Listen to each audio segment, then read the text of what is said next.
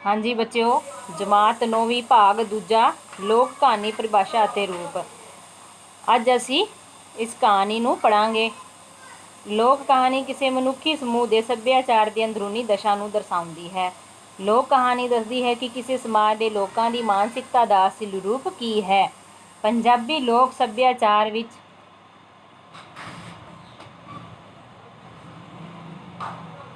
ਲੋਕ ਕਹਾਣੀ ਲਈ ਵਧੇਰੇ ਪ੍ਰਚਲਿਤ ਸ਼ਬਦ ਬਾਤ, ਜਿਸ ਤਰ੍ਹਾਂ ਕਿ ਰਾਤ ਨੂੰ ਬੈਠ ਕੇ ਪਾਉਂਦੇ ਸਨ।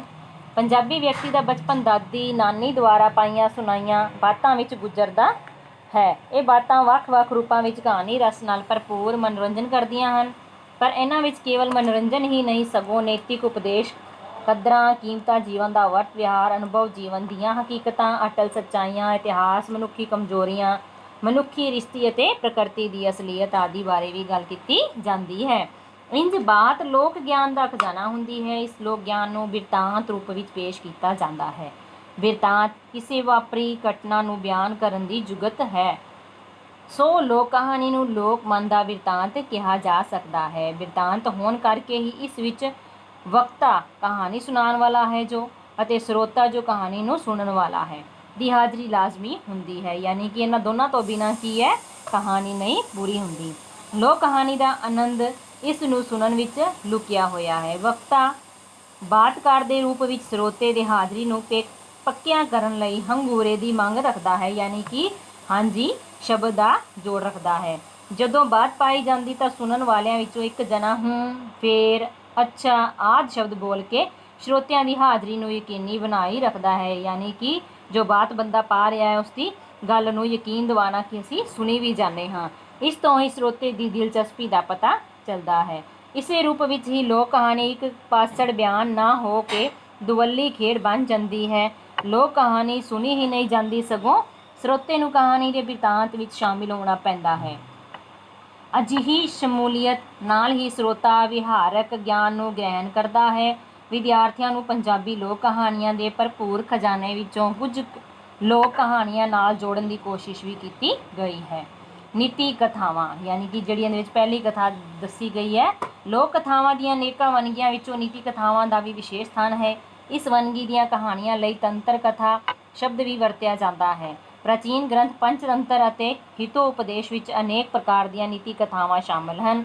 ਕਥਾ ਸਾਹਿਤ ਸਾਗਰ ਦੇ ਨਾਂ ਦੇ ਗ੍ਰੰਥ ਵਿੱਚੋਂ ਹੀ ਇਸ ਪ੍ਰਕਾਰ ਦੀਆਂ ਕਥਾਵਾਂ ਦੇ ਨਮੂਨੇ ਤਲਾਸ਼ੇ ਜਾ ਸਕਦੇ ਹਨ।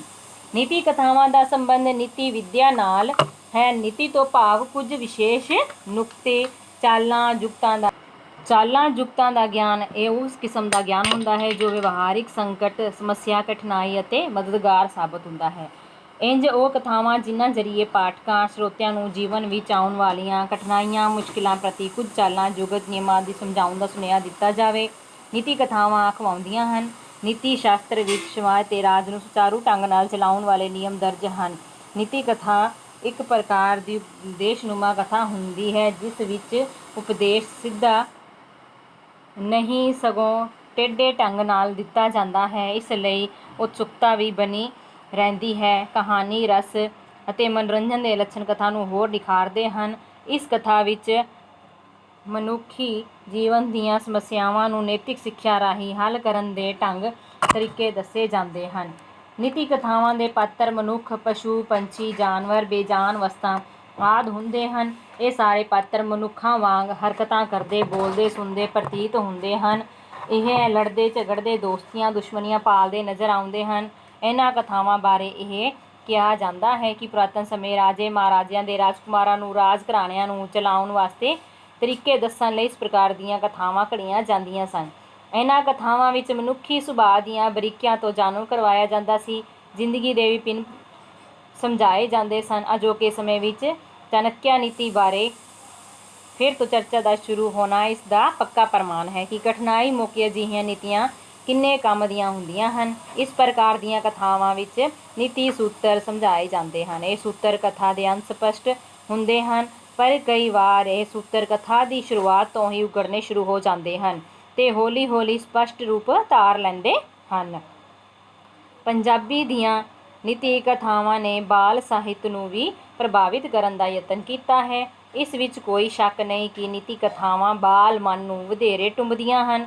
ਇਹ ਕਥਾਵਾਂ ਮੁੱਢਲੀ ਅਵਸਥਾ ਤੋਂ ਹੀ ਜ਼ਿੰਦਗੀ ਜਿਉਣ ਦੇ ਚੱਜ ਵਿਵਹਾਰ ਸਿਖਾਉਂਦੀਆਂ ਹਨ, ਯਾਨੀ ਕਿ ਜਾਚ ਸਿਖਾਉਂਦੀਆਂ ਹਨ।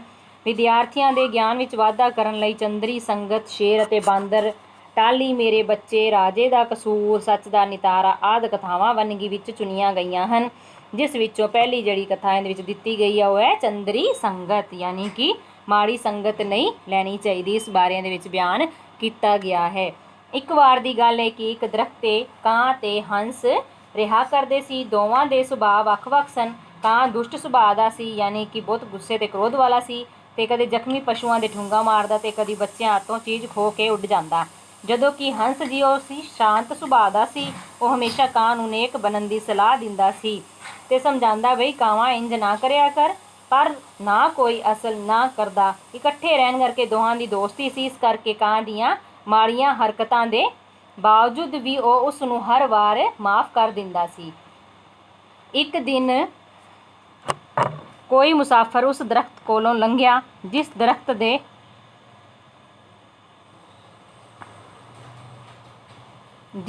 'ਤੇ ਉਹ ਦੋਵੇਂ ਰਹਿੰਦੇ ਸਨ। ਗਰਮੀ ਹੋਣ ਕਰਕੇ ਮੁਸਾਫਰ ਨੇ ਪਲ ਭਰ ਆਰਾਮ ਕਰਨ ਲਈ ਦਰਖਤ ਹੇਠ ਸੌਣ ਦਾ ਮਨ ਬਣਾਇਆ।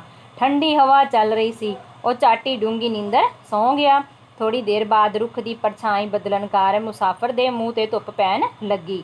ਹੰਸ ਨੇ ਜਿਉਂ ਹੀ ਵੇਖਿਆ ਕਿ ਮੁਸਾਫਰ ਦੇ ਮੂੰਹ 'ਤੇ ਧੁੱਪ ਪੈ ਰਹੀ ਸੀ ਤਾਂ ਉਸਨੇ ਮਨ 'ਚ ਸੋਚਿਆ ਕਿ ਉਹ ਵਿਚਾਰਾ ਧੁੱਪੇ ਸੁੱਤਾ ਪਿਆ ਏ, ਕਿਉਂ ਨਾ ਟਹਿਣੀ ਉੱਪਰ ਖੰਭ ਪਸਾਰ ਕੇ ਬੈਠ ਜਾਵਾਂ, ਉਹ ਧੁੱਪ ਤੋਂ ਬਚ ਜਾਏਗਾ।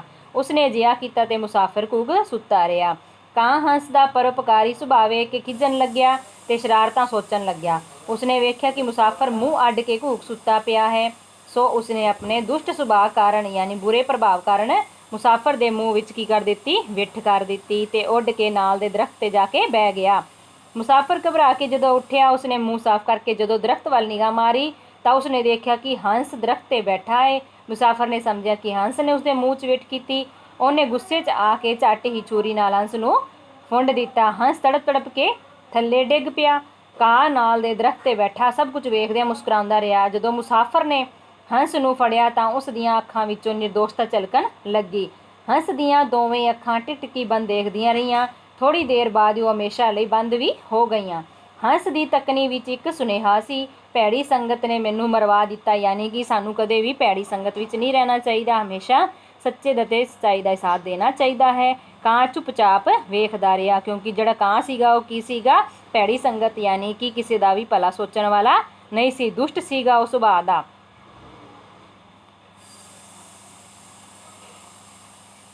ਹਾਂਜੀ, ਅਭਿਆਸ ਦੇ ਪ੍ਰਸ਼ਨ ਹਨ ਅੱਗੇ। ਚੰਦਰੀ ਸੰਗਤ ਨੀਤੀ ਕਥਾ ਦਾ ਸਾਰ, ਯਾਨੀ ਕਿ ਜਿਹੜੇ ਇੱਕ ਵਾਰ ਦੀ ਗੱਲ ਹੈ ਕਿ ਦਰਖਤ 'ਤੇ ਕੌਣ ਰਹਿੰਦਾ ਸੀ, ਕਾਂ ਤੇ ਹੰਸ ਰਹਿੰਦੇ ਸੀ। ਦੋਵੇਂ ਸੁਭਾਅ ਦੇ ਕੀ ਸੀ, ਵੱਖ-ਵੱਖ ਸੀ। ਦੋਨਾਂ ਦਾ ਸੁਭਾਅ ਵੱਖਰਾ ਸੀਗਾ ਤੇ ਦੁਸ਼ਟ ਸੀ ਸੁਭਾਅ ਕਿਹਦਾ, ਕਾਂ ਦਾ। ਤੇ ਜਿਹੜਾ ਸੀਗਾ ਹੰਸ, ਉਹਦਾ ਸੁਭਾਅ ਕਿਹੜਾ ਸੀਗਾ, ਬਹੁਤ ਹੀ ਸ਼ਾਂਤ ਸੁਭਾਅ ਸੀਗਾ। ਹਮੇਸ਼ਾ ਕੀ ਹੈ, ਜਿਹੜਾ ਕਾਂ ਸੀਗਾ ਉਹ ਹੰਸ ਕੀ ਕਹਿੰਦਾ ਸੀਗਾ ਉਸਨੂੰ ਕਿ ਐਵੇਂ ਦੀਆਂ ਗੱਲਾਂ ਨਹੀਂ ਕਰਨੀਆਂ ਚਾਹੀਦੀਆਂ, ਉਸਨੂੰ ਚੰਗੇ ਕੰਮ ਕਰਨੇ ਚਾਹੀਦੇ ਹਨ, ਪਰ ਉਹਨੂੰ ਕੋਈ ਅਸਰ ਨਹੀਂ ਹੁੰਦਾ ਸੀ। ਜਦੋਂ ਇੱਕ ਵਾਰੀ ਮੁਸਾਫਿਰ ਉਹਦੇ ਕੋਲੋਂ ਦੀ ਜਾਂਦਾ ਹੁੰਦਾ ਹੈ ਤਾਂ ਮੁਸਾਫਿਰ ਨੂੰ ਸੁੱਤਾ ਪਿਆ ਵੇਖਦਾ ਹੈ ਤਾਂ ਜੋ ਹੰਸ ਹੁੰਦਾ ਹੈ ਉਹ ਤਾਂ ਉਸਨੂੰ ਕੀ ਹੈ, ਛਾਂ ਕਰ ਦਿੰਦਾ ਹੈ, ਕਿਉਂਕਿ ਉਹ ਸੋ ਰਿਹਾ ਹੁੰਦਾ ਹੈ। ਲੇਕਿਨ ਥੋੜ੍ਹੀ ਦੇਰ ਬਾਅਦ ਜਦੋਂ ਕਾਂ ਆਉਂਦਾ ਤਾਂ ਉਸਨੂੰ ਉਹ ਕੀ ਹੈ, ਚੰਗਾ ਨਹੀਂ ਲੱਗਦਾ, ਤਾਂ ਉਸਨੇ ਉਹਦੇ ਮੂੰਹ ਦੇ ਉੱਤੇ ਕੀ ਕੀਤੀ, ਵਿੱਠ ਕਰ ਦਿੱਤੀ। ਤਾਂ ਉਸਦਾ ਕ੍ਰੋਧ ਆ ਕੇ ਉਹਨੇ ਕੀ ਕੀਤਾ, ਜਦੋਂ ਉੱਠਿਆ ਮੁਸਾਫਿਰ ਤਾਂ ਉਸਨੇ ਕੀ ਵੇਖਿਆ ਕਿ ਉੱਪਰ ਕੀ ਬੈਠਾ ਹੈ, ਹੰਸ ਬੈਠਾ ਹੈ, ਤਾਂ ਉਸਨੇ ਉਸਨੂੰ ਛੁਰੀ ਮਾਰੀ ਤੇ ਉਹ ਕੀ ਹੈ, ਥੱਲੇ ਆ ਕੇ ਡਿੱਗ ਜਾਂਦਾ ਹੈ। ਇਸ ਕਰਕੇ ਉਹਦਾ ਕੀ ਹੈ, ਉਹਦੇ ਨਾਲ ਕੀ ਹੁੰਦਾ ਹੈ, ਤੜਪ ਤੜਪ ਕੇ ਉਹ ਡਿੱਗ ਜਾਂਦਾ ਹੈ। ਲੇਕਿਨ ਜਦੋਂ ਉਹ ਵੇਖਦਾ ਹੈ ਕਿ ਕਾਂ ਉੱਥੇ ਸਾਹਮਣੇ ਹੀ ਬੈਠਾ ਦੇਖਦਾ ਹੱਸਦਾ ਹੁੰਦਾ ਹੈ, ਤਦ ਉਸਨੂੰ ਅਹਿਸਾਸ ਹੁੰਦਾ ਹੈ ਮੁਸਾਫਿਰ ਨੂੰ ਕਿ ਉਸਨੇ ਉਹਦੇ ਵਾਸਤੇ ਅੱਛਾ ਨਹੀਂ ਕੀਤਾ। ਹੰਸ ਨੇ ਕਾਂ ਨੂੰ ਕੀ ਕਿਹਾ, ਜੋ ਹੰਸ ਸੀ ਉਸਨੇ ਕੀ ਕਿਹਾ ਸੀ। ਦੂਜਾ ਪ੍ਰਸ਼ਨ ਹੈ ਜਿਹੜਾ ਇਹਦੇ ਵਿੱਚ ਹੈਗਾ ਹੈ, ਆਪ ਦੇਖੋ ਆਪਣੇ ਆਪ ਆਪਾਂ ਨਿਸ਼ਾਨ ਲਗਾਉਂਦੇ ਹਾਂ ਕਿ ਹੰਸ ਨੇ ਉਸਨੂੰ ਕਿਹਾ ਸੀ ਕਿ ਉਹ ਹਮੇਸ਼ਾ ਕਾਂ ਨੂੰ ਨੇਕ ਬਣਨ ਦੀ ਸਲਾਹ ਦਿੰਦਾ ਤੇ ਇੰਜ ਨਾ ਕਰਿਆ ਕਰ, ਇਸ ਤਰ੍ਹਾਂ ਉਹਨੇ ਕਿਹਾ ਸੀ। ਇਹ ਹੈ ਆਪਣਾ ਤੀਸਰਾ ਪ੍ਰਸ਼ਨ ਕਿ ਚੰਗਾ ਬਣਨ ਦੀ ਸਲਾਹ ਦਿੱਤੀ। ਮੁਸਾਫਿਰ ਲਈ ਹੰਸ ਨੇ ਕੀ ਕੀਤਾ ਸੀ, ਜਦੋਂ ਮੁਸਾਫਿਰ ਆਇਆ ਸੀ ਤਾਂ ਉਸਨੇ ਕੀ ਕੀਤਾ ਸੀ, ਉਸਨੇ ਦੇਖਿਆ ਕਿ ਉਹ ਦਰਖਤ ਦੇ ਥੱਲੇ ਬੈਠਾ ਹੈ ਤੇ ਉਹ ਛਾਂ ਉਸਨੂੰ ਕਰ ਦਿੱਤੀ ਸੀ। ਇਹ ਆਪਣਾ ਪ੍ਰਸ਼ਨ ਆਏਗਾ ਜੀ ਚੌਥਾ ਇੱਥੋਂ ਕਿ ਜੀ ਥੋੜ੍ਹੀ ਦੇਰ ਬਾਅਦ ਰੁੱਖ ਦੀ ਪਰਛਾਈ ਬਦਲਣ ਕਾਰਨ ਮੁਸਾਫਿਰ ਦੇ ਮੂੰਹ ਧੁੱਪ ਪੈਣ ਲੱਗੀ। ਵੇਖਿਆ ਮੁਸਾਫਰ ਦੇ ਮੂੰਹ ਧੁੱਪ ਪੈ ਰਹੀ ਹੈ ਤਾਂ ਉਸਨੇ ਮਨ 'ਚ ਸੋਚਿਆ ਤੇ ਵਿਚਾਰ ਆਪੇ ਸੁੱਤਾ ਪਿਆ ਤਾਂ ਟਹਿਣੀ ਉੱਤੇ ਖੰਭ ਪਸਾਰ ਕੇ ਬੈਠ ਗਿਆ ਤੇ ਧੁੱਪ ਤੋਂ ਬਚ ਗਿਆ ਤੇ ਇਸੇ ਤਰ੍ਹਾਂ ਕੀਤਾ ਤੇ ਉਹ ਉੱਥੇ ਆਰਾਮ ਨਾਲ ਸੁੱਤਾ ਰਿਹਾ। ਕਾਂ ਦੀ ਕਿਸ ਸ਼ਰਾਰਤ ਕਾਰਨ ਹੰਸ ਨੂੰ ਮੁਸੀਬਤ ਚੱਲਣੀ ਪਈ? ਜਦੋਂ ਕਾਂ ਯਾਨੀ ਕਿ ਉਸ ਦੇ ਸੁਭਾਅ ਨੂੰ ਵੇਖ ਕੇ ਉਹਨੇ ਕੀ ਸੋਚਿਆ ਸੀ, ਸ਼ਰਾਰਤ ਸੋਚੀ ਸੀ, ਤਾਂ ਉਹਨੇ ਕੀ ਕੀਤਾ ਸੀ, ਉਸ ਦੇ ਉੱਤੇ ਕੀ ਕਰਤੀ ਸੀਗੀ, ਵਿੱਠ ਕਰ ਦਿੱਤੀ ਸੀਗੀ, ਤਾਂ ਉਸ ਨੂੰ ਕੀ ਹੈ, ਉਹ ਮੁਸੀਬਤ ਚੱਲਣੀ ਪਈ ਸੀ ਹੰਸ ਨੂੰ। ਅਗਲਾ ਪ੍ਰਸ਼ਨ ਹੈ 5ਵਾਂ, ਕੀ ਹੰਸ ਨਿਰਦੋਸ਼ ਸੀ? ਕੀ ਹੰਸ ਨਿਰਦੋਸ਼ ਸੀ? ਹਾਂ, ਹੰਸ ਸੀ ਜਿਹੜਾ ਕੀ ਸੀਗਾ, ਨਿਰਦੋਸ਼ ਸੀ, ਕਿਉਂਕਿ ਉਸਨੇ ਤਾਂ ਕੀ ਉਹਨੂੰ ਕੀ ਛਾਂ ਕੀਤੀ ਸੀ। ਤੇ ਕਿਵੇਂ ਸੀ? ਕਿਉਂਕਿ ਉਸਨੇ ਤਾਂ ਉਸ ਕੀ ਹੈ ਮੁਸਾਫਰ ਨੂੰ ਕੀ ਹੈ ਸੌਣ ਵਾਸਤੇ ਡੂੰਘੀ ਨੀਂਦਰ ਆ ਜਾਵੇ ਤੇ ਉਹ ਕੀ ਵਿਸ਼ਰਾਮ ਕਰ ਸਕੇ, ਇਸ ਕਰਕੇ ਉਹ ਕੀ ਸੀਗਾ, ਚੰਗਾ ਸੋਚ ਸੀ। ਇਸ ਨੀਤੀ ਕਥਾ ਵਿੱਚ ਕੀ ਸੁਨੇਹਾ ਦਿੱਤਾ ਗਿਆ ਹੈ? ਕਿ ਇਸ ਨੀਤੀ ਕਥਾ ਦੇ ਵਿੱਚ ਕੀ ਸੁਨੇਹਾ ਦਿੱਤਾ ਹੈ ਕਿ ਭੈੜੀ ਸੰਗਤ ਤੋਂ ਬਚਣਾ ਚਾਹੀਦਾ ਹੈ, ਯਾਨੀ ਕਿ ਚੰਗੇ ਦਾ ਕੰਮ ਕਰਨਾ ਚਾਹੀਦਾ, ਚੰਗੇ ਦੇ ਨਾਲ ਕੀ ਇਹ ਸੰਗਤ ਕਰਨੀ ਚਾਹੀਦੀ, ਭੈੜੇ ਮਨੁੱਖ ਦੇ ਨਾਲ ਕਦੇ ਵੀ ਸੰਗਤ ਨਹੀਂ ਕਰਨੀ ਚਾਹੀਦੀ।